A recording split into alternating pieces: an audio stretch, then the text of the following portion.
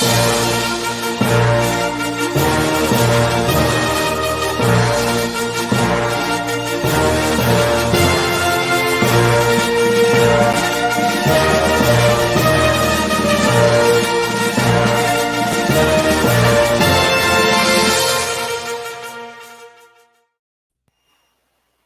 morning and Happy New Year. Okay, first dad joke. I haven't seen you since last year. Yeah, I said that I was working those all day on Sunday, and they said, give it up. Stop. We skip about 30 years. We say that in fourth grade, then we skip about a few decades, and then it's funny again. Yeah. So, the older kids now come downstairs, and it's 2 o'clock in the afternoon, 3 o'clock in the afternoon. You've been asleep all year. What is going on? I got to remember that one. Yeah, they're like, oh, this is what today is bringing. Oh yeah. I got to remember. But yeah, those are good zingers. You can only use the first couple days. And you have to be on your dad joke game. Children. Yeah, or other dads. If you could think up a good zinger. But well, this is Real Estate Unscripted, and for most of the show, it's been written already because we're talking about last year. Yes, well, it's not unformatted. We certainly have subject matter. No. So, as is our tradition, and this will be in a blog post probably this week, and we're still tabulating the numbers, but the look back on 2022 for the brand, our brand, is not bad. Mm-hmm. So let's take away the idea that like everybody should have just been swimming in cash because the market was so strong and everything like that. It doesn't work that way. Uh-huh. Buyer agents worked harder than they have ever worked in the past with more competition. And in a regular market, a buyer agent with this kind of inquiry volume should have been tripling their income. And they were working with people writing 5 and 6 and 8 and 10 offers before they could get a deal done. So buyer agents worked very hard, were unhappy a lot of times. So in that backdrop, the summary is pretty encouraging. So first of all, it goes without saying that for dollar volume closed, we've been spoiled. Every year since about 2014, 15, we've had demonstrable growth. And I think there's a dip every so often. I think 2018 was kind of a pausey kind of year. We're still doing the numbers, but if it was not our highest dollar volume year, then we lost it by an eyelash. Now, last year was our best year ever until it's not, once I figure this stuff out. But if it remained our best year ever, it only did so by like an eyelash, maybe $500,000 in volume. It was our second best year ever across the border in Connecticut because we do cover Westchester and the surrounding counties. So Fairfield and the Bronx and Rockland, Orange, Dutchess, Putnam. Our real wheelhouse is Westchester, Putnam, but we did very well in Fairfield. So I think, and I'm still tabulating, but we're within about $500,000 of last year's closed dollar volume. Couple of very encouraging things, all right, numbers wise. So one of the metrics we look at is how did the individual agents do? Like, was that 150 plus million that we closed? Was it 5 agents doing most of the work? The old 80-20 rule, 80% of the agents do 20% of the work and 20% of the agents do 80% of the results. So last year, the company had 34 what we call $1 million producers. Now in the 70s, selling $1 million in real estate was like a big deal. Yeah. In 2022, it could be one house. Yep. Right? But it still shows that you get out of bed in the morning. So 34 agents last year were what we call $1 million producers. 36 were $1 million producers this year. But when we start looking at the number of agents who sold 2 million and 3 million, the numbers get even bigger. So we had more $2 million producers by 13 to 16. And we had 7 $3 million or more dollar producers. So 27 of our multi-million dollar producers sold 3 million or more in real estate. Beautiful. That's pretty good, because in the conception of the brand, we want to be the Yankees. We want to be where if you wear a J. Phillip jersey, that you are able to earn primary breadwinner money. Now, we have plenty of room for part-time agents and agents that do a deal or two every so often. Quality, not quantity in those instances. We have a lot of agents that only do a couple deals a year, but the quality of their work is very, very strong, very high. Happy clients. They need help. They call me, that sort of thing. But the number of agents that are earning primary breadwinner money here has grown demonstrably. So even if the overall pie is about the same, more agents are supporting their families and paying their mortgages with what they are earning under this brand. And quite significant, 35% more agents sold 3 million or more. Very proud of them. I'm proud of the hard work they put in, because it was harder. It was harder this year than many, many years past. And people might think, like, how can that be? The market was hot. You were, the rising tide carries all boats and everything like that. Right.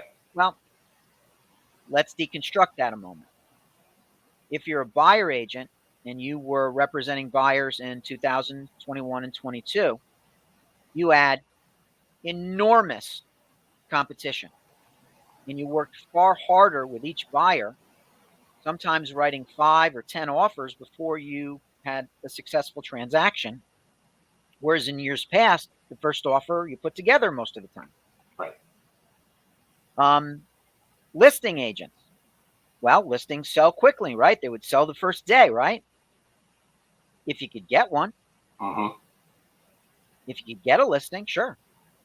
But we were in an environment where the competition was extremely stiff for buyers, and the inventory available was at a historically low level. And I don't mean by a little. I mean really, really low inventory. And agents that I know historically who would carry 15, 20, 25 listings were carrying 5, 6. And part of what fed into that, what we call a vicious circle, is that there were many sellers, and I've said this before, who would have organically gone on the market for life reasons, empty nests, job transfer, growing family, whatever, promotion. They didn't know where they would go. And if you don't know where you're going to go, you stay put. Right. The fool's gold, the kryptonite, the mirage that a lot of sellers will hopefully overcome in 2023 will be the idea that if you're, for example, downsizing and you have a 3.5% mortgage now, and you're going to go to something smaller, but your rate may close to double, maybe 5.5 or 6%. How can you do that? That is a mirage to a large degree, because if your current $500,000 mortgage in your $1 million house is at 3%, but you're buying a $400,000 house to downsize with, and you're going to put, $400,000 down, and you're only going to have a $100,000 mortgage, you could have a 20% interest rate, and your payment's still going to be a fraction of what it had been before. So you look at you look at the total. You look at just the payment. Sure. This will be the first time in 2023 I will invoke Joseph S. Faranda. But it sounds like an echo from last year. Back when rates were 18 and 20%, he said quite memorably to my mother, it's not the rate, it's the payment. If you can afford the payment, it doesn't matter what it says on a piece of paper. Right. And this is a guy who had, strong financial sensibilities that his fourth son does not have, right? So looking ahead, I think for the brand, there's a lot to be enthusiastic about.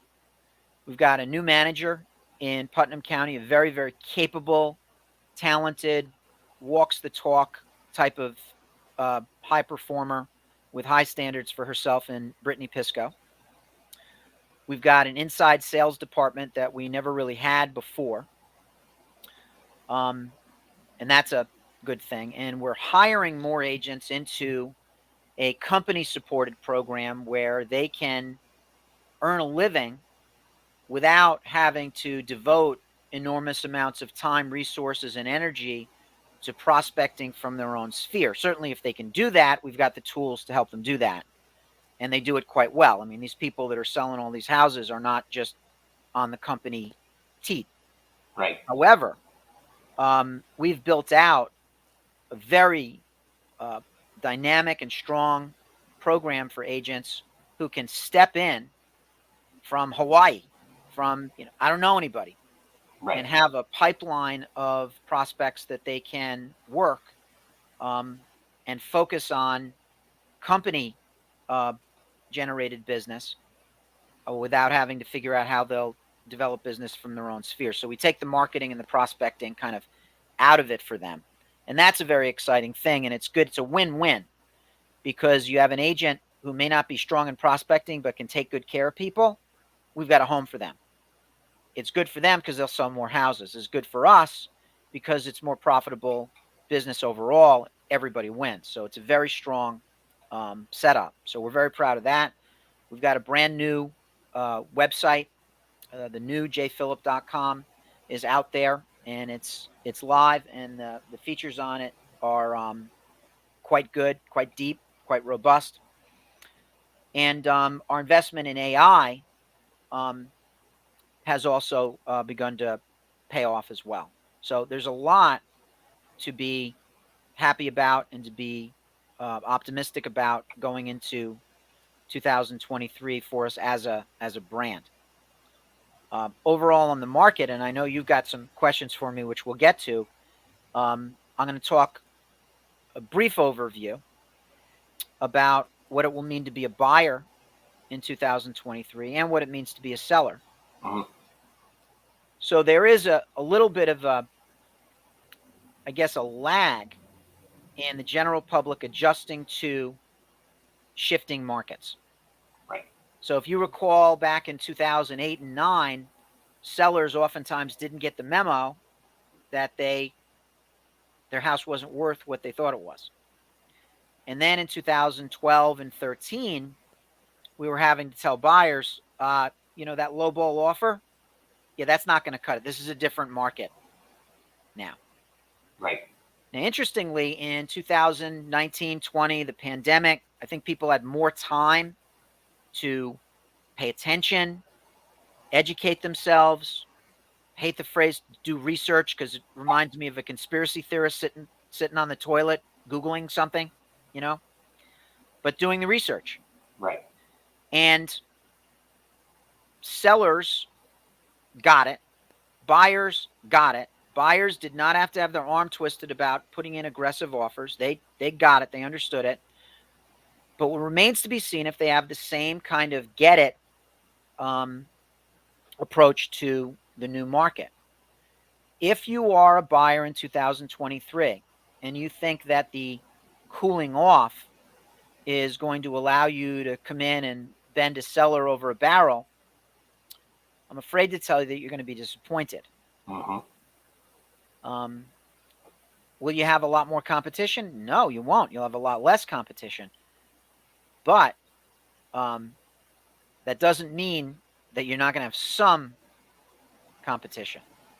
So we're seeing instances even now where, something goes on the market and maybe you might get the first day a silly offer, a low offer. But then within about a week or so, they start coming in. You'll get competition. And if a listing is reasonably priced in 2023, it has every expectation to sell at or close to asking. Right. And that remains what I would consider a fairly strong market for sellers. You don't have Candyland like you had a year ago, but it's a healthy market. Like I've said again, and I'll echo more stuff that I said from last year's broadcasts. When you slow down from 120 to 60, you're still going pretty fast. It feels like you've come to a complete stop, but you're still going pretty fast. And we're going the speed limit. We're going 60 miles an hour. Yeah. So for buyers, what's good is that you'll have less competition. And the rates really aren't that terrible. Historically speaking, a 6% interest rate, really not that bad. Right. And the sellers are more reasonable. You don't need to get rid of all your contingencies and sell your soul to the devil just to get your offer accepted. So there's a lot of room for optimism for buyers as long as they are reasonable, because we're not in a slow market. Right. There's plenty for sellers to be enthusiastic about as well, but they have to lower their expectations from Candyland.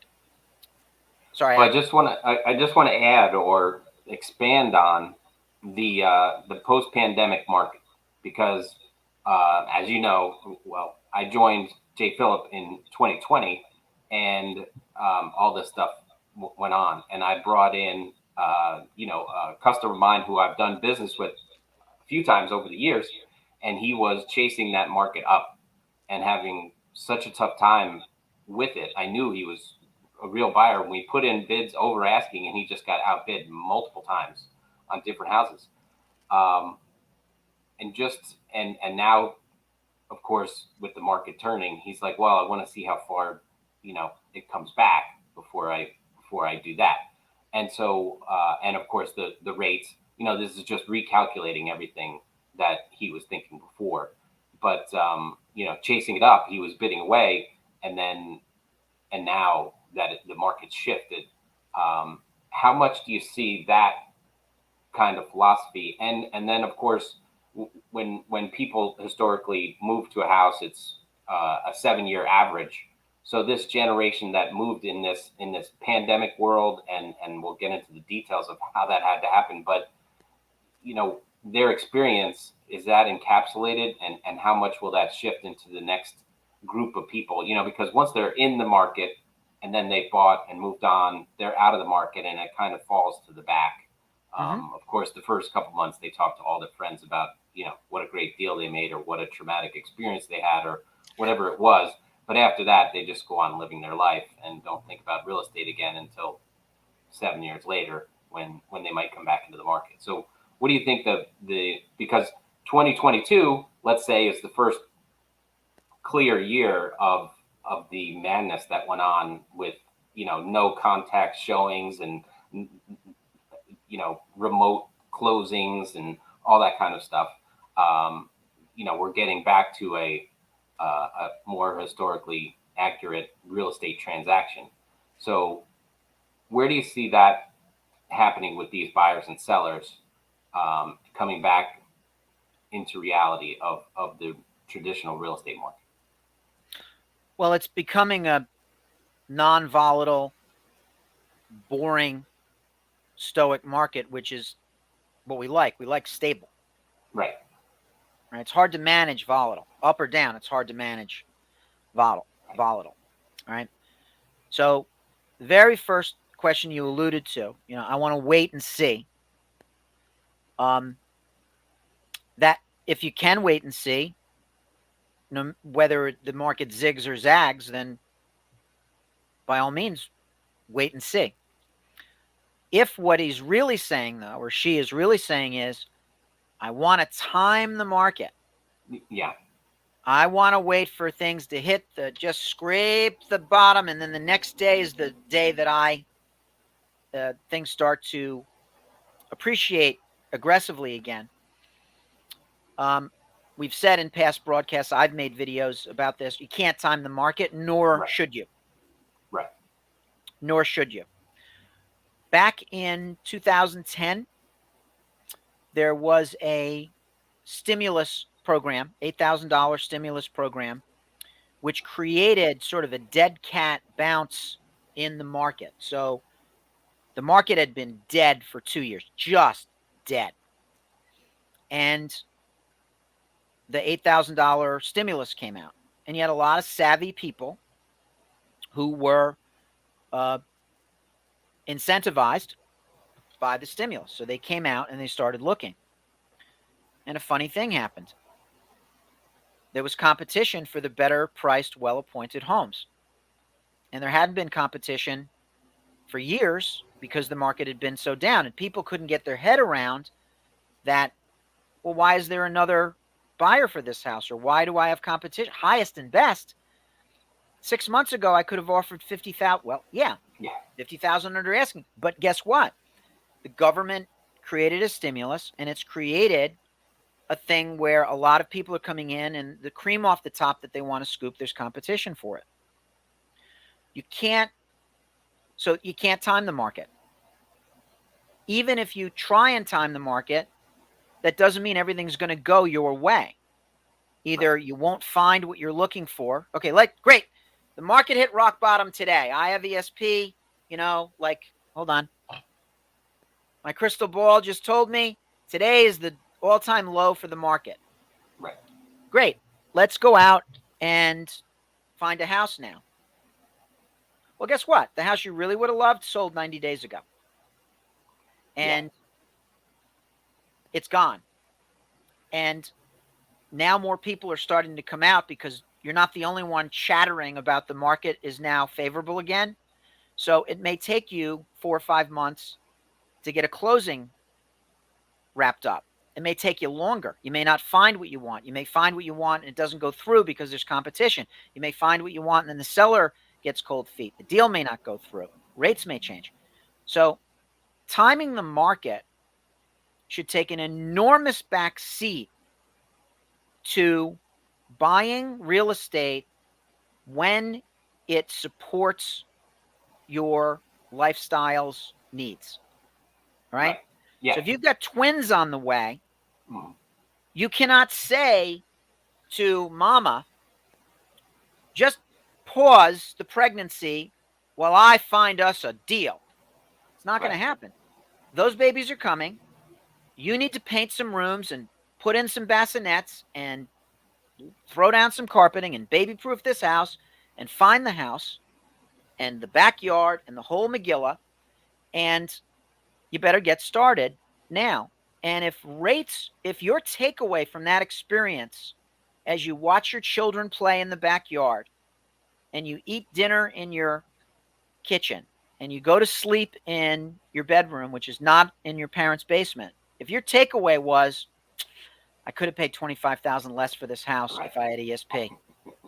Or, if I had just done it better, we could have paid 3/8 of a point lower interest. What am I thinking? Right. You're kind of missing the point.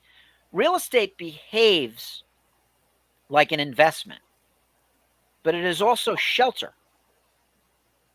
And it should be acquired as your shelter needs change, not as numbers behave a certain way on a spreadsheet.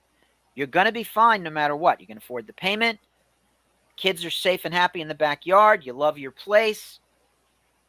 I mean, Allison and I, last night, 2 nights ago, watched this great movie, The Glass Onion. Have you seen it? Oh, not yet, but I heard about it, yes. Do you know how weird it is to watch James Bond speak in a Southern drawl? Because Daniel Craig plays a detective, Benoit Blanc, who's like a, Kentucky Fried Sherlock Holmes. Mm-hmm. And we were watching this great movie.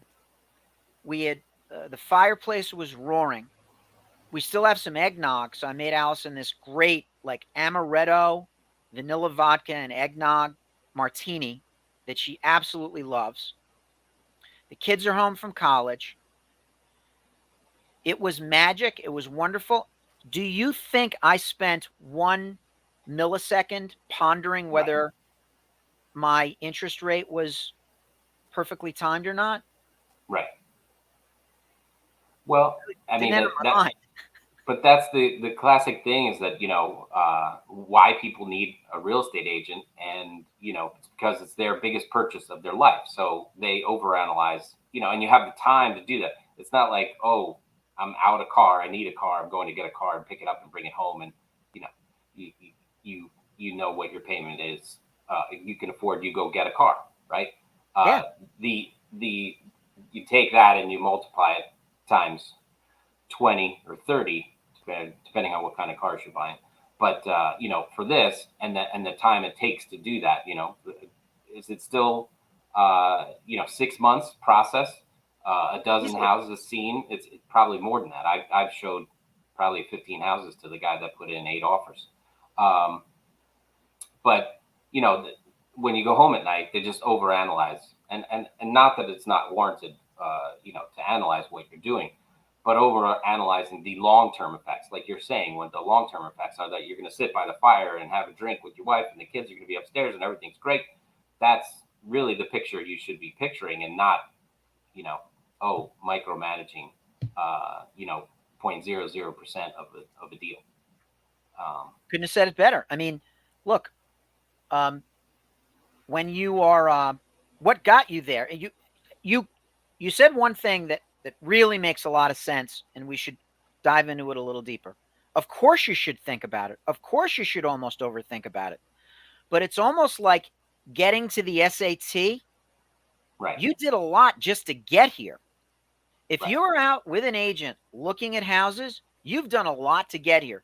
You've built a good life. You've built a good credit profile. You've saved your money. You've got pre-approved for a mortgage. You got your family together. You got your act together. All right.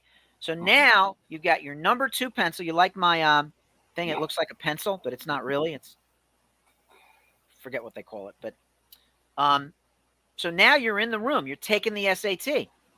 Don't go back and change all your answers. Right. And that's what people do. They've got their pre-approval, they've got their money saved, they've got the whole thing set up, and then they go back and they start metaphorically erasing and changing all their answers because you might be able to do an eighth of a point better, or the market might go down just a bit. And 20 years from now, no one's going to care. I can't believe I'm going to say this, but I'm thinking about my statistics class, which I thought I would never think about again. But the standard deviation, it falls inside the window. You have to think about where you should be, and not think about the micro point, but where it falls in line with everything else. Obviously, you don't want to think you're getting robbed. You want to make an educated decision, but the rates and the house should fall within a standard deviation, and that's why we bring to the table as realtors, where things fit inside the market. So when you go and get quotes from a Christian Babcock or whoever you're using, or we look at different houses on the market, we'll say, okay, this size and price and lot size and variation, this is within the range of acceptability, and that's why we're there to say, yes, this makes sense. Showing things that you want.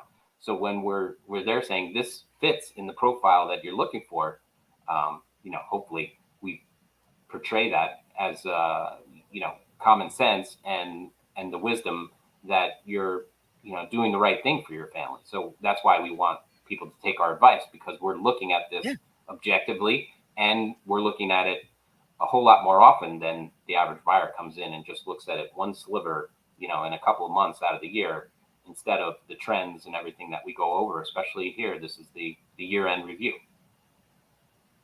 Yeah, we do bring a fair amount of long-term knowledge to it. That's for sure. So you can't live in your interest rate. Right. You can't live in your purchase price. You can only live in the shelter. If the property fits your needs and you're going to be there 5, 10, 20 years, in the long run, it all shakes out. You get what you get, and you don't get upset. So since we covered most of this here, we'll just jump to a little bit more forward looking that, we watched the rates come off of, 2% historic, ridiculously low interest rates. And then, of course, when everybody missed it, they all said, oh, I want to go back to, how do I get back to there? Where do you see these rates? I mean, we were saying 5 and 6 are still great deals historically. Yep. Where do you see that going with the inflation that's happening or has happened and we're growing into it, or whatever you want to call that, and the mortgage rates with the Fed and the mortgage companies setting these up? Where do you see that going for, given 2022? Where do you see 23 Sure. happening? Well, I think to a large degree, the big tilt, the big shift already happened. Mm-hmm. And we're going to look at the falling action or the aftermath of the big change.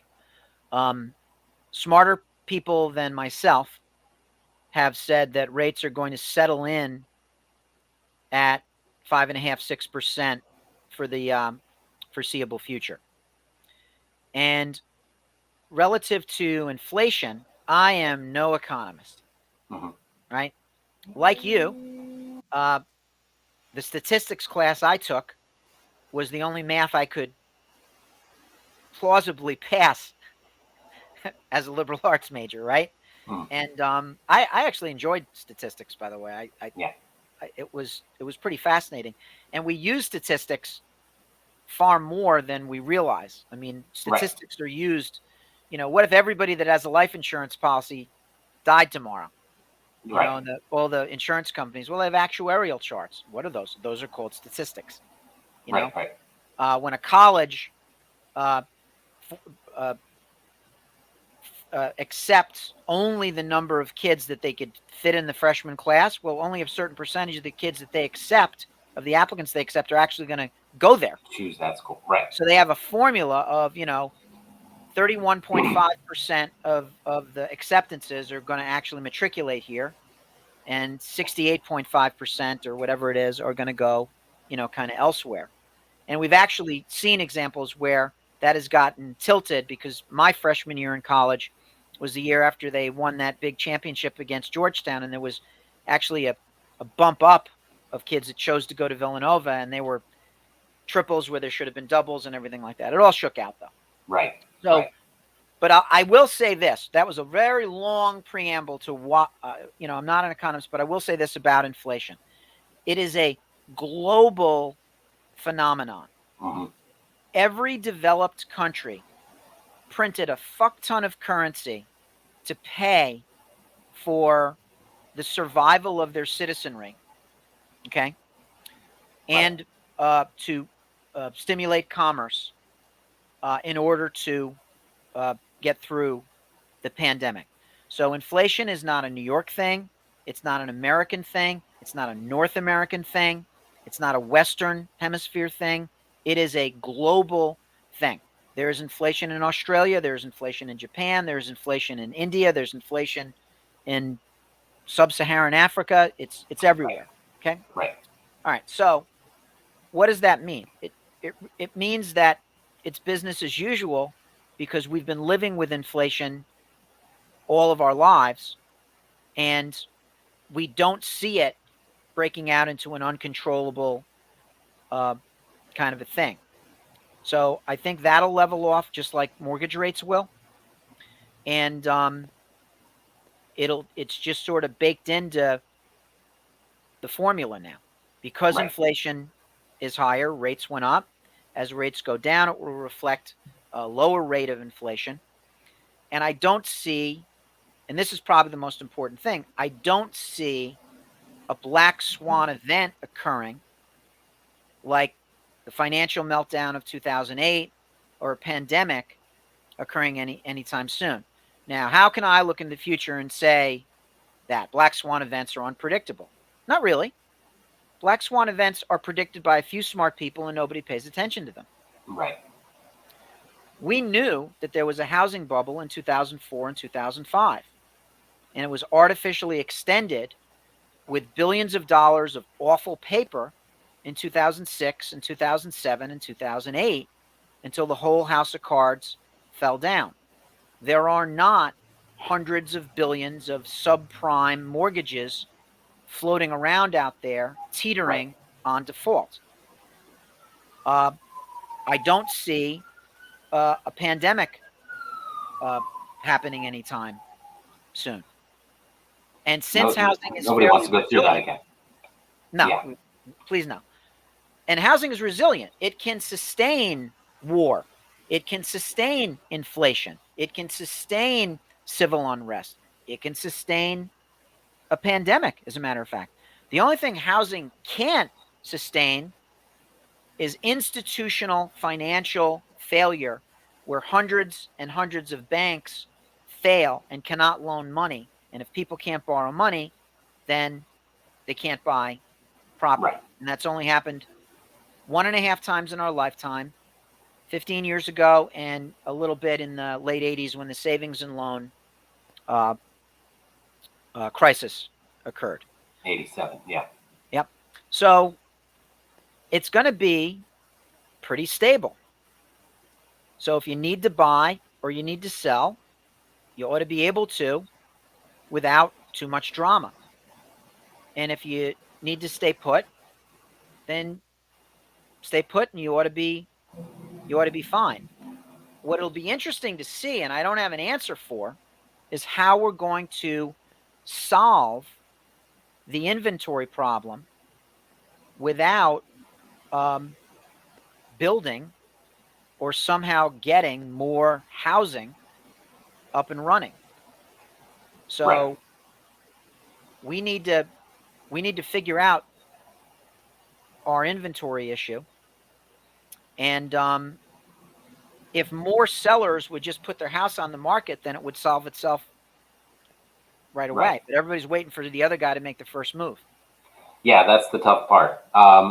But I think that, for a long time when rates were so low, and the Fed rate being near zero, they said they had no wiggle room to affect the economy because it was, at zero. What do? You can't go below that. You can't, give away money, although they printed it and gave it away. But, when they adjusted that, when this inflation happened and now mortgage rates are up at 6, if they wanted to spark things up, they'd make it easier, and then rates might come down a little bit. If they want to slow things down and they raised it up, this way there's wiggle room. So they move themselves into a position where they can affect the market. Where for years there was the Fed was allowing money to go out at 1-2%, and their moves weren't affecting anything because there wasn't very effective. Well, I think I think they had been manipulating things for far too long, though. I think we need to pull the Band-Aid off. Right. So in 2012, something like that, I wrote a blog post. I wish I could find the link, but I wrote that if rates continue to get manipulated lower and lower, we're going to create another bubble where the only way you're going to convince someone to sell out of a ridiculously microscopic interest rate is to throw more money at them. Sound familiar? Mm-hmm. Right? So I think we should just allow market forces to play out. If government intervention is required, it should be in a more less manipulative way and more just constructive. It's that's awkward sounding, but we've been manipulating interest rates for decades, and it's time to stop doing that. So let the rates go where they're going to go. Let things settle in. Let people get used to that, and we'll figure it out. And we will not be causing unforeseen domino effects years down the road due to manipulation, because every action has a reaction down the road at some point, right? Well, I just want to interject that I think that they do that because we know that a real estate transaction affects 28 other businesses, when it gets done. It does. So, that really has a huge swing on the economy. So it's important to have a healthy, robust, but managed, marketplace. And Well, I the think we thing is, still if have they that. go too far, well, now I think, we're going to settle into a managed market. But, a year or two ago, when we had zero inventory, couldn't see things and whatever, and everybody wanted to move into their own space, it was craziness. And to watch that happen was, it was not a sane market at all. It was very hard to explain to people, and just crazy to watch. So, given that, and we're going to see where that goes. Let me just touch on that for a second. Was during that pandemic, we had, contactless showings and no show closings, all that kind of stuff. Where do you see that education that people got and through electronic means? Where do you see that going? Will people latch on to more of that in 2023, or rather go back to, opening every closet door? Unfortunately, I think we're going to go back to status quo, which is a shame in some respects. So one of the silver linings of the pandemic was that we could actually say to prospective buyers, for example, you cannot see this property unless you submit to the seller a pre-approval. Right. Also, two people, all principals are welcome to do the tour, but you cannot bring your extended family and your kid. You were not going to be your daycare. And, God bless your parents, and I'm glad they're helping, but we don't need your entire wedding party to reunite at this showing. All right. It was nice. You had the buyers, no parents, no kids. They had a pre-approval, cut to the chase. That was a silver lining of this whole mess.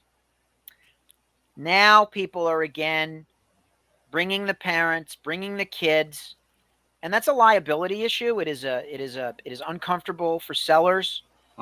Sellers have not continued to demand at the same frequency a pre-approval before people come in, which to me is crazy. To me, if I were a seller, I would not allow a showing without a pre-approval.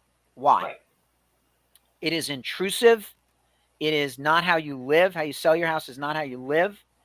And if someone is going to spend 6 or 7 figures, if they're going to be looking at my property valued at 6 or 7 figures, I really deserve to know if they can actually afford it.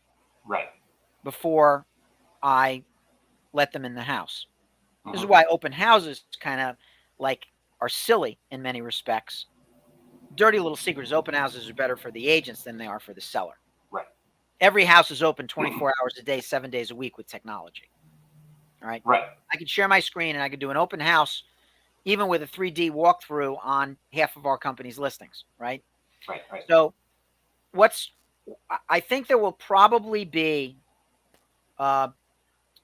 hopefully, I am hopeful that we will spit out the elastic return to status quo and go back to just the principles.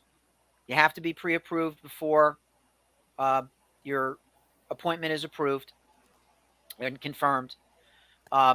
You ought to be able to attend your closing in person because, it's safe, I hope. And I think we have leveraged to a large degree not a resurgence, but we have established 3D tours and virtual reality at a far more accelerated rate as another silver lining to the pandemic. Now, will people buy a house without seeing it physically? They shouldn't. They should see it physically. But I think you can vet more properties by going through these 3D tours and using augmented reality. So it's easier now more than ever to make your selection. Right. What's difficult is the inventory thing, which, as I said, I hope straightens itself out in the next 18 months or so. Now, blockchain's another sort of an interesting thing. And I know you are way deeper into this than I am. And I'm going to give you my layperson's observation about crypto and real estate. Mm-hmm. And I'd be interested to know how that lands with you. So first of all, the idea of crypto as a non-governmental means of transacting business is a clever idea. Right. And the efficacy of the blockchain is incontrovertible. My experience, though, with crypto is that it is not used to transact business. Moreover, it is used as just another buy and hold kind of thing, hoping that you'll, buy the next thing that goes from 7 cents to $3 and make a killing. I don't see people actually transacting business with crypto. And there's so many people that are talking about it and into it that I almost feel like I wonder if this is what Joe Kennedy thought before he divested from the market before the crash, because even Shoeshine Boys were talking about giving him stock tips. And he said, quite memorably, it's time to get out of the market when even like the newspaper guy is telling you what stock you can buy. So there are so many kind of options out there. And even with what is these digital pictures? What are they called? NFTs. NFTs, right? So I almost think it's sort of like a precious metal kind of. It's like a new precious metal to me, and instead of a means by which to transact business. And that's too bad because it's a clever idea. We've yet to do one transaction with crypto, not even a rental, nothing. We've yet to do. Well, it's it's not at adoption yet. Wow. At the point where I want to speak the most, I got a frog in my throat. But I can keep talking if you want. If you want a minute, I can keep blathering. I'm good at that. Let's see. NFTs are non-fungible tokens, which means they're wrapped up inside this picture, the JPEG, that everyone knows about or has heard about. Yeah. But what the technology is and the blockchain, which you referenced, is immutable, meaning that once it's set on the blockchain, it's set in stone, let's say. So when you tie the NFT to the blockchain, being this picture of a listing, and you put all the pertinent documents and everything into that electronic file, that becomes the entire package of that house or listing. And eventually we've heard about a city in Wyoming, or 40 acres in Wyoming, being done all on the blockchain. And then there's random condos and things in Florida being sold as an NFT. Basically, though, in New York, because we have lawyers involved in every part of the contract, things get very complicated, moving parts and all this kind of stuff. So it's going to be technically more difficult to do this NFTs in this area, where in other parts of the country and the world, a simple contract shows the conveyance of the property. So that's much easier to put inside that file of the NFT and the blockchain. The beautiful part about the blockchain is that, it's a network of computers that all have to agree with each other on who owns the property or who owns these files. And the security of that cannot be denied. And once all the pertinent information is put in there, and now this is a monumental feat to happen. I don't think it's going to happen anytime soon. I mean, it's at least 5 years away, and it's going to be well after crypto adoption, is here, which is where people are walking around buying and selling things with Bitcoin and Ethereum or whatever coin they choose. But that has to become a lot more prevalent to where then these financial transactions go on the blockchain, and then you can buy and sell houses with NFTs. But that's never going to negate the fact that you're going to need a realtor and advice, like we talked about for the last, almost an hour now, to get a deal to that point. I don't see anybody just buying NFTs to pick out a house at any time. But the blockchain, that technology and that resource is going to be something that's going to affect real estate, immensely. And I think that title companies are going to embrace it first, and they're going to be filing their stuff on the blockchain sooner rather than later. It's just the rest of the deal that all has to come together. I certainly know that attorneys will embrace it last. Correct. I mean, I'm old enough to remember when attorneys refused to communicate via emails. Not all attorneys. Some attorneys would refuse to communicate via email. Yes. A lot of faxing back and forth. It's more secure. You can't hack a fax, right?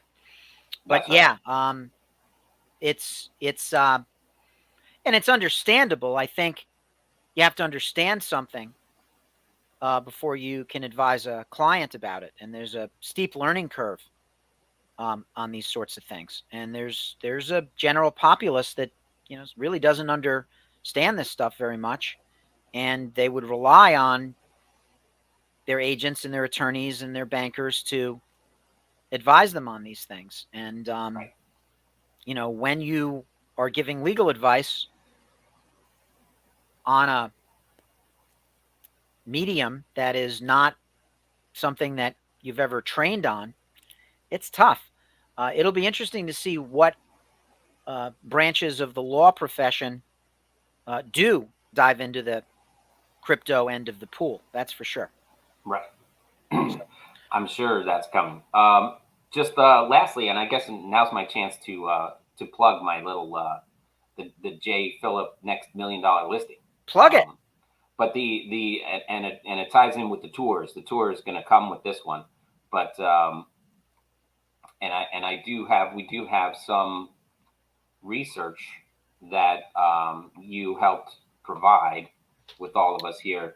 This is the J. Phillip real estate market update for New Rochelle. So just to spotlight one of the towns that we cover, my hometown where I was born and raised, in New Rochelle, but it just gives out a little bit of the stats, which is a good part of the learning curve that everyone should know about and should be following if they're going to be buying or selling.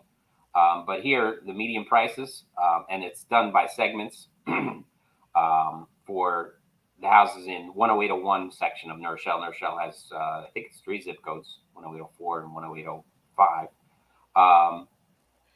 But here it is, 1.399. It gives you about 4,500 square feet and a quarter acre to half an acre. And there's 6 bedrooms, 4 baths, and spends about 98 days on the market. If you can read all that.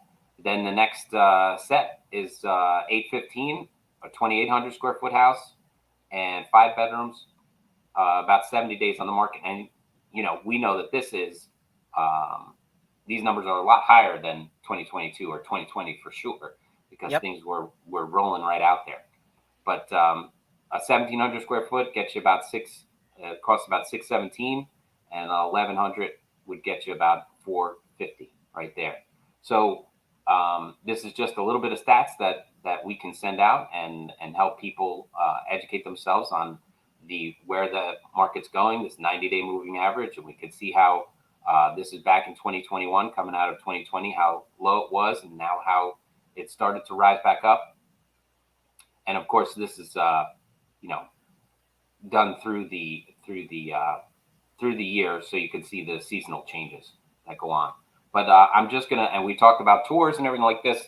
This is one, the fabulous picture. This is in Forest Heights, right across from the New Rochelle High School, and just up from Iona College. But a beautiful tree-lined street. That's going to be the next $1 million listing for J. Phillip. So just a little plug there. Nice looking house right there. It's a beautiful house. It's at $1 million. We saw the stats there that the average It does have a third of an acre, so it fits right in there, but we were looking at the median price of 1.399.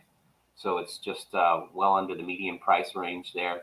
So it does need a little bit of attention, but that's what people look for when they're coming into this market, so they can grow into their own house. It's a big place. Not your average starter home. That's why I'm saying, you can grow into and make it your own. Good stuff though. That whole neighborhood is just gorgeous. Just absolutely gorgeous. It really is one of the prime places to be in the center of New Rochelle, close to just about everything, and just a quick hop down to New York City if you're a city worker. And if you're into sports ball, you can watch the Iona Gales, coached by Rick Pitino. That's right. My alma mater, and my number one is graduating from there this spring. So that's awesome. Yeah, great stuff happening in New Rochelle. And it was a great place to grow up. So can't say enough good things about that. But just a little bit of that. And we're going to be, doing the 3D tours. We took all those pictures last week. So we're going to set up everything that you talked about, and do some videos. And so that everyone will get a good look at the inside and outside before they ever have to step foot in the place, just so they know. But some great stuff. And I'm looking forward to 2023. Thank you for all your hard work putting J. Phillip at the top of the list. As far as independent brokers, right? He's still leading the way for not small chain. The independent broker life is a great thing, and what definitely attracted me to the J. Phillip brand. That's what we aspire to build here. Very good. All right. Well, there you have it. 2022 in the books. Looking on to 2023, and we'll be doing more of these, and we'll have more exciting guests. And obviously, we want our friends to like, share, and subscribe to the videos. And if you want us to cover any specific topics, anything for Phil, myself, or any guests that you want highlighted, please send them our way, and we'll make it happen.